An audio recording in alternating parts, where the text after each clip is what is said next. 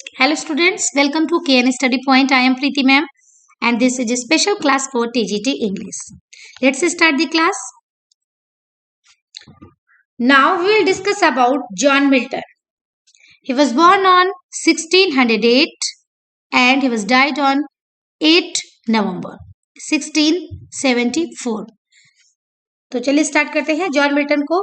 John Milton के बारे में सबसे पहले लिखा हुआ है father John Milton financial success as a scrivener, and his mother, Sarah Jeffrey, a woman of refinement and social grace, marries Mary Powell. John Milton ने मैरी पॉवेल से शादी की थी।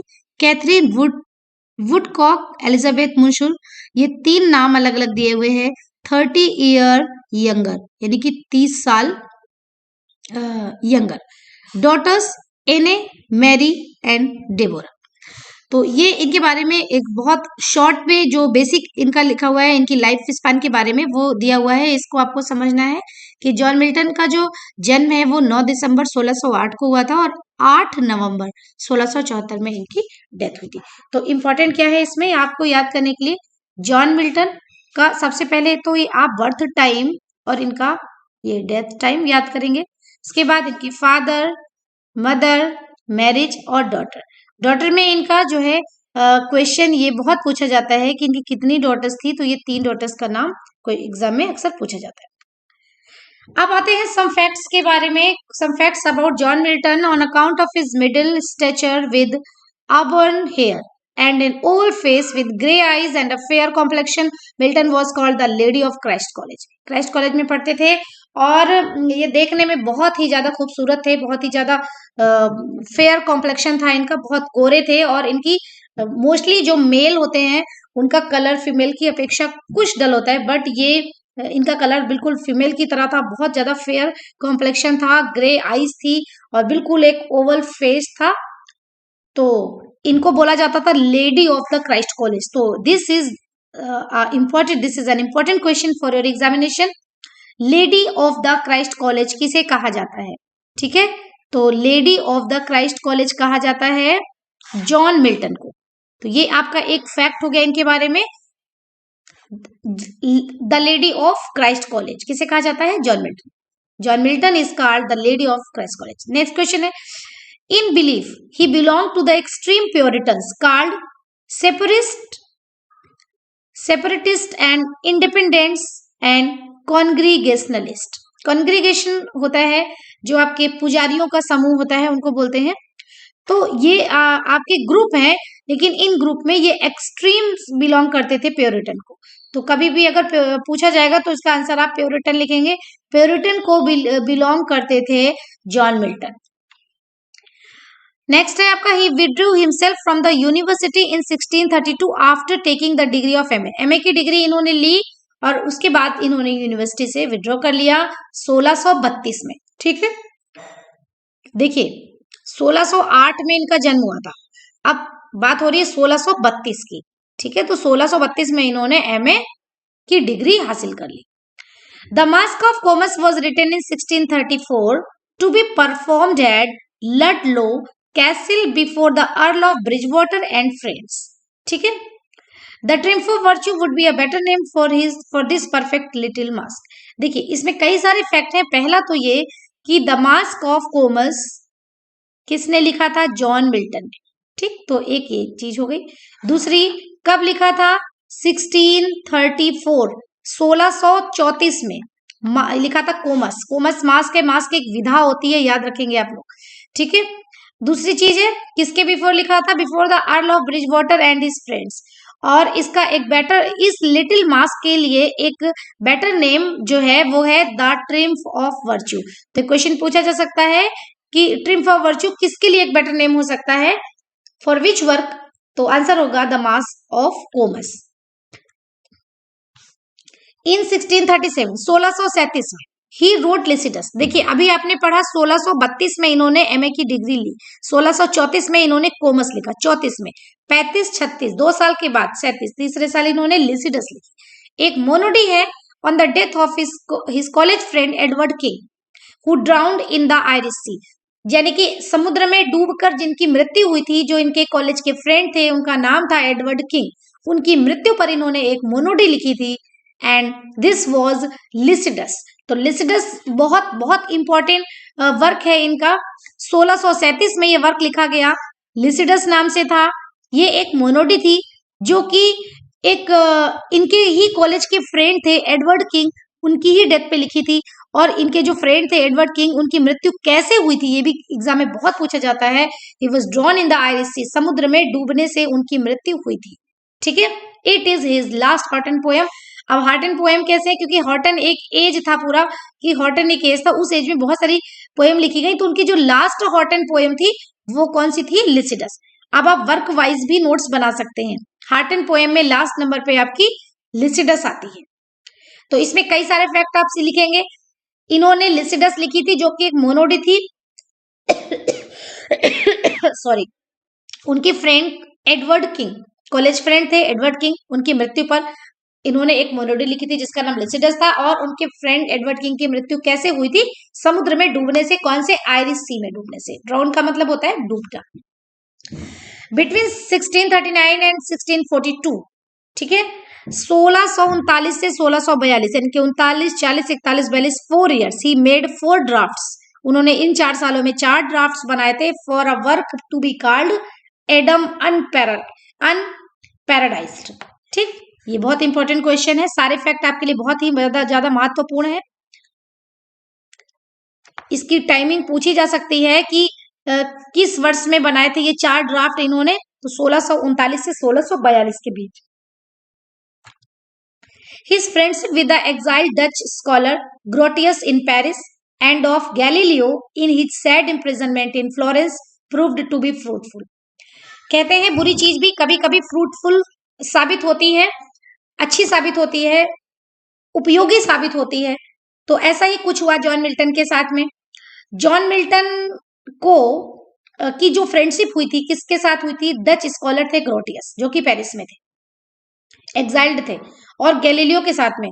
जब उनको इम्प्रिजनमेंट मिला था फ्लोरेंस में, तो उस समय इनकी एक ग्रोटियस जो थे, एक डच स्कॉलर थे, उनसे मुलाकात हुई और गैलीलियो से मुलाकात हुई। ये मुलाकात इनके लिए बहुत ही ज्यादा फ्रूटफुल साबित हुई। 1644 में उन्होंने क्या लिखा था, एरियोपैगिटिका। एरियोपैगिटिका एक ऐसी बुक थी जिसमें इन्होंने प्रेस की स्वतंत्रता के लिए लिखा था। ठीक है, ये बहुत इंपॉर्टेंट पुस्तक है, पूछा जाता है अक्सर इसके बारे में कि एरियोपैगिटिका किस लिए लिखी गई थी, मतलब इसका टॉपिक क्या था, फ्रीडम ऑफ प्रेस इसका टॉपिक था। ठीक है, आप पढ़ेंगे। In 1644 he wrote Areopagitica which is an address to parliament for freedom of the press. तो ये आपने सीख लिया कि फ्रीडम ऑफ प्रेस के लिए लिखी गई थी ये, और किससे ये एड्रेस की गई थी, पार्लियामेंट को। सीधे इसमें पार्लियामेंट को एड्रेस किया गया था, संबोधित किया गया था। किसके लिए, फ्रीडम ऑफ द प्रेस के लिए, यानी कि जो प्रेस है उसको फ्रीडम होनी चाहिए, उस पर किसी प्रकार की बंदिश नहीं होनी चाहिए। एरियोपैगिटिका कब लिखी गई, 1644 में लिखी गई थी, जो कि फ्रीडम ऑफ द प्रेस के लिए लिखी गई थी, and it was an address to parliament. Next question है, इन 1643 1643 में उन्होंने मैरी पॉवेल से शादी की। He married Mary Powell, a shallow pleasure loving girl. किस तरह की लड़की थी ये, रिचर्ड पॉवेल की बेटी थी, और ये जैसे कि आप समझ सकते हैं प्लेजर लविंग गर्ल थी, एंड ऑक्सफोर्डशायर कैवेलियर और royalist. This marriage was a failure, और ये इनकी जो शादी थी वो असफल रही। In 1649 he became foreign secretary to the commonwealth. 1649 में ये कॉमनवेल्थ के सेक्रेटरी हो गए थे, फॉरेन सेक्रेटरी हो गए थे, विदेश सचिव हो गए थे। तो ये फैक्ट इनके बारे में है, आप अच्छी तरह से तैयार करिए। ये फॉरेन सेक्रेटरी, कॉमनवेल्थ के फॉरेन सेक्रेटरी कब बनाए गए थे, 1649 में। ठीक है, this is a fact. Next, in 1649 1649 में मिल्टन की iconoclast image breaker demolished the flimsy arguments of Eikon Basilike के रॉयल इमेज। 1649 में क्या हुआ, मिल्टन की जो एक इमेज थी, रॉयल इमेज थी, वो डिस्ट्रॉय हो गई। ठीक है, इमेज ब्रेकर, डिमोलिश मतलब नष्ट कर दिया, द फ्लिम्सी आर्ग्यूमेंट, फ्लिम्सी मीन्स बहुत कमजोर सा, argument of the icon BECIL के। उसी साल इन support of the execution of king Charles one he wrote his first political tract tenure of kings and magistrate. उस समय क्या होता था, पोएट्स जो होते थे, देखिए पोएट्स कई प्रकार के होते थे, कुछ पोएट्स राजा के संरक्षण में लिखते थे। जब वो राजा के संरक्षण में लिखते थे तो राजा के लिए लिखते थे, दरबारियों के लिए लिखते थे, राजा की महानता में के राजा की महानता को लेकर के, राजा की वीरता को लेकर के प्रशंसा गीत लिखते थे। कुछ कवि स्वतंत्र होकर लिखते थे, वो किसी से प्रभावित होकर नहीं लिखते थे। तो यहाँ पे क्या हुआ, 1649 में इन support of the execution of king Charles one, Charles प्रथम के सपोर्ट में उन्होंने अपना पहला पॉलिटिकल ट्रैक्ट लिखा। वो पहला पॉलिटिकल ट्रैक्ट क्या था इनका, tenure of kings and magistrates. तो इनका पहला पॉलिटिकल ट्रैक्ट है ये क्वेश्चन पूछा जा सकता है कि इनका पहला पॉलिटिकल ट्रैक्ट क्या था, या फिर ये किस कैटेगरी में आता है। दोनों क्वेश्चन आ सकते हैं, यानी एक ही क्वेश्चन है, दो तरह से पूछा जा सकता है। तो आपको पता होना चाहिए, tenure of kings and magistrate is a political tract, that was his first political tract. He lost the sight of one eye in 1650, 1650 में उन्होंने पहली मतलब एक आंख की रोशनी खो दी। He did not care for the warning of the doctors उनको लगातार वार्न करते थे, who advised him to take rest, कि आप आराम करिए, क्योंकि आपकी एक आंख की रोशनी जा चुकी है, अब आपको दूसरे आंख का ख्याल रखना है और आपको बहुत ज्यादा वर्क नहीं करना है इस आंख से। But he did not care and work laboriously in writing the defence of the English people, लेकिन उन्होंने इस बात की केयर नहीं की और कंटिन्यू वो लिखते रहे। The defence of the English people, ये बुक इन्होंने लिखी। This work resulted in total blindness, और इस किताब को लिखते लिखते उनकी जो दूसरी आंख की रोशनी थी वो भी चली गई, and it resulted in total blindness and he became totally blind इन 1652, यानी कि 2 साल बाद, यानी कि 1650 में इन्होंने अपनी एक आंख की रोशनी खोई थी, 1652 में ये दोनों आंखों से टोटली ब्लाइंड हो चुके थे। तो ये वर्क जो कर रहे थे इस दौरान इन्होंने कौन सा वर्क किया था the defence of the English people. अब आप नहीं भूल सकते हैं, ये वर्क आपका 1650 के बाद लिखा गया था, ठीक है, वैसे भी आप इसको नहीं भूलेंगे, the defence of the English people. अब इसमें पूछा जाने वाला इंपॉर्टेंट फैक्ट क्या है, the defence of the English people पूछा जा सकता है, बट उतना ज्यादा नहीं पूछा जाता जितना ज्यादा इसमें आपका पूछा जाएगा। पहली लाइन ये, he lost the sight of one eye in, अब ये जो इन है ये आपका क्वेश्चन बन सकता है। दूसरा है ही बिकेम टोटली ब्लाइंड इन, ये इन भी आपका दूसरा क्वेश्चन बन सकता है, ठीक है। 1650 में इनकी पहली आंख की रोशनी गई, 1652 में इनकी दूसरी भी आंख की रोशनी चली गई, यानी ये टोटली ब्लाइंड हो गए। The scene of Paradise Lost where Eve comes weeping to Adam seeking peace and pardon is probably reflection of a scene in Milton's own household। ये एक सीन है पैराडाइज लॉस्ट में जहां पे ईव आता है रोते हुए एडम के पास। ईव और एडम की स्टोरी आपने पढ़ी होगी। तो ईव आता है रोते हुए एडम के पास में, वो पीस और पार्डन चाहता है। इस प्रोबेबली एक प्रकार का रिफ्लेक्शन है मिल्टन के अपने ही घर की कहानी का। तो अगर ये क्वेश्चन पूछा जा सकता है कि इस सीन में किस चीज का रिफ्लेक्शन आया है, तो इसमें मिल्टन के अपने ही हाउस होल्ड का रिफ्लेक्शन नजर आता है। Originally paradise Lost was divided into 10 books, but afterwards it was divided into 12 books. पहले तो पैराडाइज लॉस्ट में सिर्फ 10 किताबें थी, लेकिन आफ्टरवर्ड्स इसमें 12 किताबें हो गई। तो ये क्वेश्चन आपसे पूछा जा सकता है, जब ओरिजिनली पूछा जाएगा तो आप आंसर लिखेंगे 10 बुक्स, लेकिन जब आफ्टरवर्ड्स पूछा जाएगा तो आप लिखेंगे 12 बुक्स। यानी कि पहले तो पैराडाइज लॉस्ट में 10 किताबें थी, लेकिन बाद में पैराडाइज लॉस्ट में 12 किताबें हो गई। इन 1652 1652 में ही बिकेम ब्लाइंड, ये आप पढ़ चुके हैं। His first wife Mary Powell died in 1653, यानी इनके अंधे होने के ठीक 1 साल बाद इनकी पहली पत्नी की मृत्यु। जब ये टोटली ब्लाइंड हुई उसके 1 साल बाद इनकी पत्नी की डेथ हुई। She had born in 3 daughters, इनकी जो पहली पत्नी थी मैरी पॉवेल, जिनकी डेथ 1653 में हुई थी, उनसे इनकी 3 बेटियां थी, Anne, Mary and Deborah. Anne, Mary and Deborah, H silent रहता है इसलिए इसको डेबोरा पढ़ते हैं। The only male child John died in infancy in 1651, 1651 में इनका एक ही मेल चाइल्ड हुआ था, 3 बेटियां थी, एक ही इकलौता इनका जो मेल चाइल्ड था वो इन्फेंसी में ही खत्म हो गया था, यानी कि बहुत छोटा था। इन 1657 ही मैरिड कैथरीन वुडकॉक। 1657 में, अब देखिए 52 में ये अंधे हो गए थे, इसके बाद 52 के बाद देखिए 53, 54, 55, 56, 57 आफ्टर 5 इयर्स, अंधे होने के after 5 years he married Catherine Woodcock. इन्होंने कैथरीन वुडकॉक से शादी की। Both mother and the child died in 1658। दोनों, इनकी माँ, इनकी नहीं सॉरी, इनकी जो वाइफ थी यानी मैरी कैथरीन वुडकॉक थी, वो माँ और उनका बेबी डाइड इन 1658। आप सोचिए 1 साल बाद ही कैथरीन वुडकॉक की मृत्यु हो गई और जन्म लेने वाले बच्चे नहीं थी। 57 में, 1657 में इन्होंने शादी की कैथरीन वुडकॉक से, और 1658 में वो लेडी एक बच्चे को जन्म देकर स्वयं भी मृत्यु को प्राप्त हो गई और उसका बच्चा भी।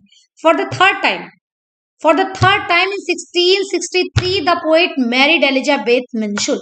सोचिए इसके बाद तीसरी बार 1663 में, अब सोचिए ये 58 में इनकी ये पत्नी की डेथ हुई थी, 58 के बाद में 58 में हुई, 59, 60, 61, 62, 63, फिर 5th ईयर में 5वें ही साल इन्होंने एलिजाबेथ मिंशुल से शादी की। A lady 30 years younger than himself, जो इनसे 30 साल यानी ये 5-10 साल नहीं बल्कि 30 इयर्स यंगर थी। बहुत बड़ी बात होती है, 30 साल का फासला बहुत बड़ा फासला होता है, ठीक है। तो 30 साल छोटी, अपने से 30 साल छोटी लेडी से इन्होंने शादी की 1663 में, जब उसका नाम था एलिजाबेथ मिंशुल। तो यहाँ पे बहुत सारे फैक्ट है आपको याद करने के लिए।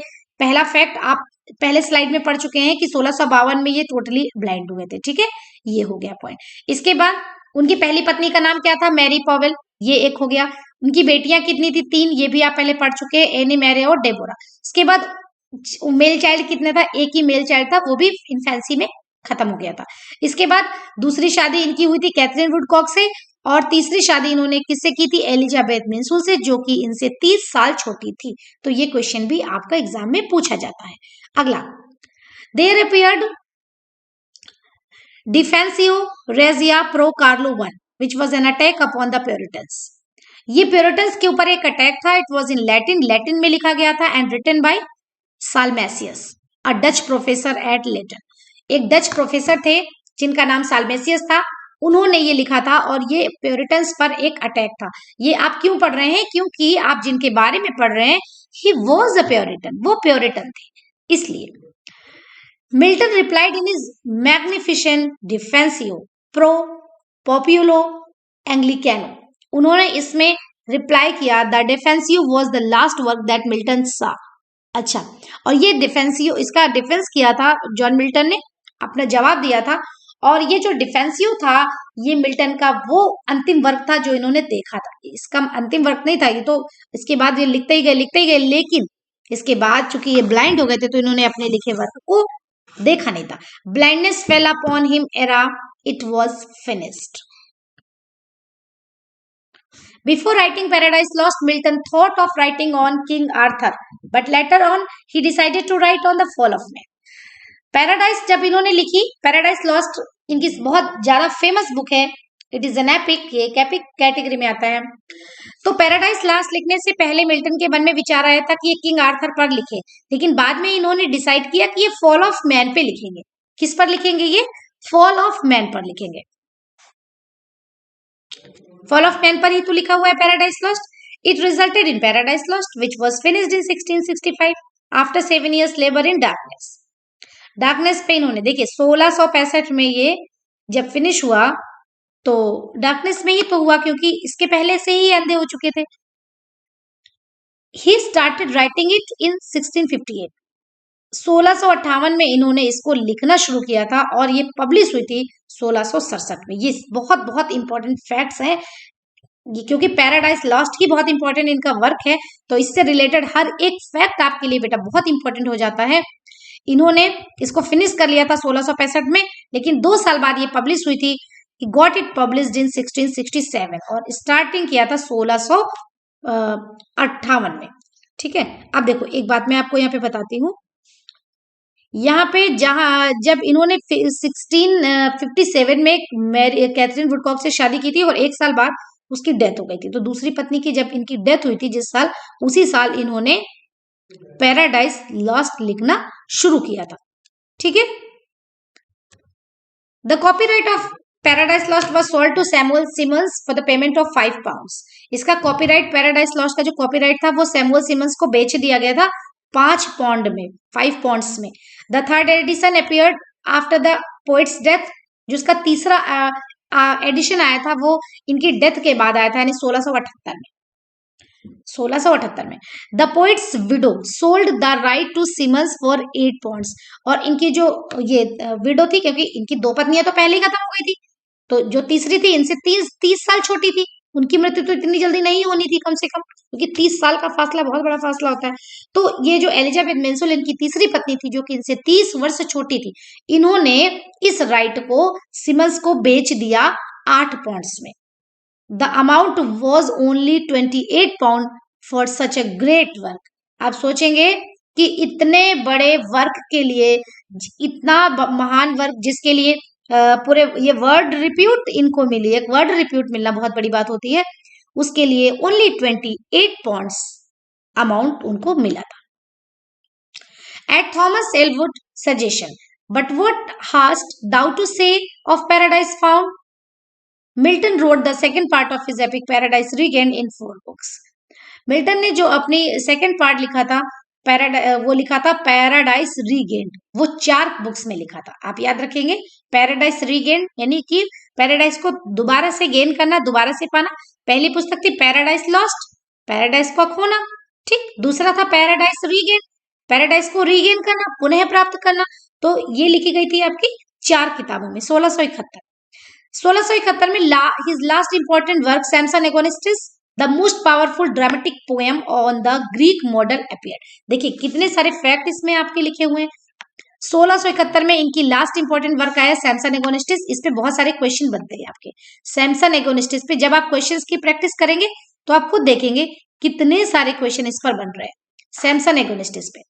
और ये बहुत ही पावरफुल ड्रामेटिक पोएम है। और किस पर बेस्ड है? ग्रीक मॉडल पर बेस्ड है। ठीक है, ग्रीक मॉडल पर बेस्ड है। नेक्स्ट है आपका Milton left his estate by will to his third wife Elizabeth Minshull, but the 3 daughters contested the will. इन्होंने अपनी जो इनकी 3 हालांकि बेटियां थी, लेकिन उन्होंने अपनी बेटियों के नाम कुछ नहीं किया था, बल्कि अपनी जो जितना भी इनके पास स्टेट था वो सारा अपनी तीसरी पत्नी एलिजाबेथ मिंशुल के नाम कर दिया था। लेकिन बाद में इनकी जो 3 बेटियां थी उन्होंने कॉन्टेस्ट किया था उस विल पर कि उन्हें भी इसमें हिस्सा मिलना चाहिए। अब हम आते हैं क्लासिफिकेशन ऑफ क्वेश्चंस पे। जब भी हम किसी ऑथर को पढ़ेंगे तो हम पढ़ने के साथ ये भी देखेंगे कि किस तरह के क्वेश्चंस एग्जाम में आ सकते हैं और किस तरह से उनको प्रिपेयर करें। तो यहाँ पे 4 कैटेगरीज में मैंने बांटने की कोशिश की है। Questions based on works, questions based on story and character, questions based on criticism and statement, questions based on personal life. यहाँ पे हम उनके वर्क को पढ़ेंगे और जो उन्होंने वर्क लिखा है उनमें कौन सी स्टोरी है या उनमें कौन से इंपॉर्टेंट कैरेक्टर्स हैं उसको पढ़ेंगे। फिर इन पर, यानी ये जो हम जिस पर्टिकुलर ऑथर की बात कर रहे हैं उन्होंने जो क्रिटिसाइज किया है जिन पर, या फिर उन पर जिन्होंने क्रिटिसाइज किया है, ऐसे कौन से क्रिटिसिज्म है, ऐसे कौन से स्टेटमेंट्स हैं अबाउट हिम, उन्हें हम पढ़ेंगे और उनकी पर्सनल लाइफ के बारे में भी पढ़ेंगे। तो इन 4 चीजों से होकर के अगर हम अपने क्वेश्चंस को प्रिपेयर करते हैं तो हमारे लिए आई थिंक बहुत ज्यादा मुश्किल नहीं होता है और चीजें आसान होती है। ठीक है, आपकी तैयारी में बहुत हेल्प मिलेगी अगर आप इस तरह से क्वेश्चंस को पढ़ते हैं। तो कुछ एग्जांपल्स मैंने आपको दिए हैं। Question number 1, the third wife of Milton is. Milton की थर्ड वाइफ का नाम क्या है? एलिजाबेथ मिंशुल। आपको पता है MIM हो गया है, यहाँ पे MIM की जगह पे N होगा, एलिजाबेथ मिंशुल। ठीक है। Next, in 1671 Milton issued his last volume of poetry which contain. 1671 में जो इनका लास्ट वॉल्यूम ऑफ पोइट्री आया था तो उसमें एक तो आपका पैराडाइज रीगेन था जो बाद में आया और 1671 में, और दूसरा इनकी वही पोएम सैमसन एगोनिस्टिस, ये 2 थी। The period known as the age of Milton of poets 1625 1660, 1625 से 1660। The age of Milton has 3 kinds of poet. जो मिल्टन की जो एज थी उसमें 3 काइंड ऑफ पोएट्स थे। मेटाफिजिकल थे, कैवेलियर थे और प्योरिटन थे। इनको बहुत अच्छे से याद रखना है बेटा, मेटाफिजिकल थे, कैवेलियर थे और प्योरिटन थे। नेक्स्ट क्वेश्चन है, who said that the sonnet in Milton's hand became a trumpet. Milton के सोनेट को लेकर के कमेंट किया था, या बोल सकते हैं कि स्टेटमेंट दिया था विलियम वर्ड्सवर्थ ने कि मिल्टन के हाथों में जब सोनेट होता है तो एक ट्रम्पेट बन जाता है। यानी मिल्टन एक्सेल करते हैं सोनेट्स में। तो ये it was said bye William Wordsworth. Okay, I think आपको समझ में आया होगा। एज ऑफ मिल्टन में कौन से 3 काइंड्स ऑफ पोएट थे, मेटाफिजिकल, कैवेलियर एंड प्योरिटन, ये 3 लिखे हुए हैं। ठीक है, इनको पढ़ते समय ही आप नोट्स बनाएं। मैं तो आपको ये बोलूंगी कि आप पढ़ रहे हैं, पढ़ते समय ही आप बहुत अच्छे से रिवीजन करते हुए पढ़िए, इंटरेस्ट लेकर पढ़िए, बहुत मजा लेकर के पढ़िए, है ना। उसको बोझ समझ के नहीं पढ़ेंगे अगर आप, तो आपको वास्तव में ये बोझ नहीं लगेगा और बहुत आपको इंटरेस्ट भी क्रिएट होगा। और मिल्टन के हाथों में सोनेट आने के बाद सोनेट ट्रम्पेट बन जाता था, ऐसा किसने बोला था? ऐसा बोला था विलियम वर्ड्सवर्थ ने। ठीक है, इसके बाद मिल्टन के कुछ वर्क्स हैं, on the morning of Christ nativity, on Shakespeare, to a nightingale, a sonnet, on his being arrived at the age of 23, Arcades, L'Allegro and Il Penseroso. बहुत बहुत पूछा जाता है भाई ये भी, तो जब आप क्वेश्चंस पढ़ेंगे तो इन पर बेस्ड बहुत क्वेश्चंस आएंगे। कोमस लिसिडस, अभी हम लोगों ने डिस्कस भी किया इसको। ये इस तरह से ये सारे भी वर्क्स हैं इनके। अब यहाँ पे है paradise lost, published in 1667 with 10 books, but republished in 1674 with 12 books by splitting books 7 and 10। ठीक है, पैराडाइज रीगेंट 1671, सैमसन एगोनिस्टिस भी 1671, दोनों हो गए आपके। इसके बाद है Animadversions upon the remonstrants defense sonnets, how soon had time on his deceased wife, to the nightingale on reaching the age of 23, the massacre in Piedmont on his blindness। ये उनके कुछ क्रिटिसिज्म है। जैसे Johnson ने कहा था Milton used English words for foreign idioms, Milton ने English words को यूज किया है फॉरेन इडियम्स के लिए। एडिसन ने कहा था our language sunk under him, हमारी भाषा तो उनके आगे संक होती है, सिकुड़ती है। ब्लैक, विलियम ब्लैक ने कहा था, ये वही ब्लैक है जिन्होंने the lamb and the tiger poem लिखी थी, ये वही ब्लैक है। क्यों मैंने इसलिए बताया क्योंकि ये भी एग्जाम में पूछा जाता है। ठीक है, इस तरह से क्वेश्चन बन सकता है क्योंकि द टाइगर और द लैम्ब इनकी बहुत इंपॉर्टेंट पोएम है इनकी। तो ये वही ब्लैक है, इन्होंने कहा था Milton was a true poet and of the devil's party without knowing it. तो आप याद रखेंगे जो डेविल करके जो मिल्टन के बारे में डेविल वाला स्टेटमेंट किसने दिया था? डेविल। डेविल से आप ब्लैक याद रखेंगे, ब्लैक कलर, डेविल का कलर ब्लैक ही होता है। तो आप याद रखने के लिए याद रख सकते हैं कि डेविल पार्टी करके किसने स्टेटमेंट दिया था? ब्लैक ने दिया था। BLAKE स्पेलिंग है, ये काला वाला BLACK मत लिखिएगा। ठीक है, अगला Satan the arch rebel as the true hero of the Paradise Lost and its God is either dull और वीकेंड, किसने लिखा था? शैले ने। Milton as withered by book learning and further impaired by blindness who wrote English like a dead language, T.S. Eliot का statement है। ठीक है, तो ये आप याद रखेंगे, T.S. एलियट ने कहा था मिल्टन के बारे में कि Milton wrote English like a dead language, Milton English ऐसे लिखी जैसे डेड लैंग्वेज हो। वर्ड्सवर्थ ने क्या लिखा था? Thy soul was like a star and dwelt apart, ये एक पोएम का है, ये पोएम है टू मिल्टन। टू मिल्टन उस पोएम का नाम है, और ये भी आपकी ये बहुत इंपॉर्टेंट हो जाती है आपके लिए क्योंकि ये पोएम लिखी गई है by William Wordsworth and to Milton, और दोनों ही आपके सिलेबस में है, आपको दोनों को ही थॉरोली पढ़ना है। तो thy soul was like a star and dwelt apart, ये क्वेश्चन ये लाइन जो है वो किस पोएम की है ये भी पूछा जा सकता है। ये स्टेटमेंट किसने दिया? विलियम वर्ड्सवर्थ की लाइन है, तो विलियम वर्ड्सवर्थ ने दिया है। और टू मिल्टन इस पोएम का नाम था। ही हैज लैटिनाइज्ड इंग्लिश लैंग्वेज, मतलब इंग्लिश को लैटिन बना दिया, जॉन किट्स ने ऐसा कहा। ठीक है, Milton alone is the master of grand style in English literature. Grand style की बात आती है तो मिल्टन के लिए ही आती है, और ये कहा था मैथ्यू आर्नोल्ड ने। God gifted organ voice of England written by Tennyson, Tennyson ने कहा था ये God gifted organ voice of England है। मैकमिलन का स्टेटमेंट था Milton's poetry is a mirror, Milton की पोएट्री एक ऐसा दर्पण है, एक ऐसा शीशा है, in which the writers is very clearly reflected, जिसमें राइटर बहुत ही स्पष्ट रूप से रिफ्लेक्ट होता है। तो ये कुछ स्टेटमेंट्स थे विलियम बहुत सारे दूसरे ऑथर्स के अबाउट जॉन मिल्टन। इसके पहले बहुत सारे हम लोगों ने फैक्ट्स पढ़े, कुछ स्टेटमेंट्स भी पढ़े, कुछ इनके बारे में जो क्रिटिसिज्म थे वो पढ़े।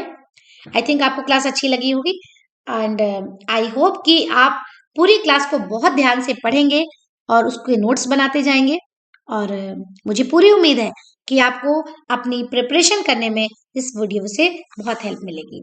Thank you so much. अगर आपको ये वीडियो अच्छा लगे तो प्लीज कमेंट करके मुझे जरूर बताएं और अगर आपने चैनल को सब्सक्राइब नहीं किया है तो प्लीज चैनल को सब्सक्राइब कर लें। Thank you.